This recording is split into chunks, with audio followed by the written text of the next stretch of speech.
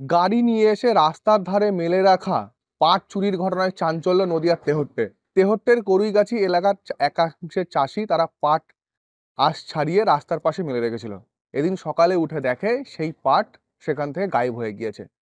কিভাবে চুরি হলো কয়েক কুইন্টাল পাট, সেই নিয়ে তদন্ত শুরু করে এলাকাবাসী। দেখা যায় এলাকার স্থানীয় একটি বাড়িতে লাগানো সিসি ক্যামেরায় স্পষ্ট ধরা পড়ে চুরির দৃশ্য, যেখানে দেখা যাচ্ছে কয়েকজন দুষ্কৃতী পিকআপ ভ্যান নিয়ে এসে ওই এলাকায় রাস্তার ধারে মেলে রাখা পাট তুলে নিয়ে পালাচ্ছে।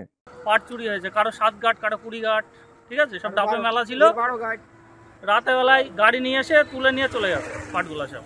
4 জনের পাট, যা পাট আছে সব মিলিয়ে মোটামুটি গাঁট হিসাব করতে গেলে 40 গাঁট চুরি হয়েছে রাতে। একেবারে পরিকল্পিতভাবে চাষিদের এই পাট চুরির ঘটনায় রীতিমতো চাঞ্চল্য ছড়িয়ে যায় এলাকায়। চাষিদের বক্তব্য, একেবারে সম্পূর্ণ পরিকল্পিতভাবে গাড়ি নিয়ে এসে বেশ কয়েকজন দুষ্কৃতী এই পাট চুরির ঘটনা ঘটিয়েছে। মূলত এলাকাবাসীর অভিযোগ কয়েক কুইন্টাল পাট চুরি হয়ে গিয়েছে।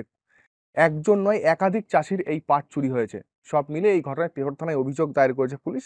সিসিটিভির ফুটেজ দেখে ঘটনার তদন্ত শুরু হয়েছে।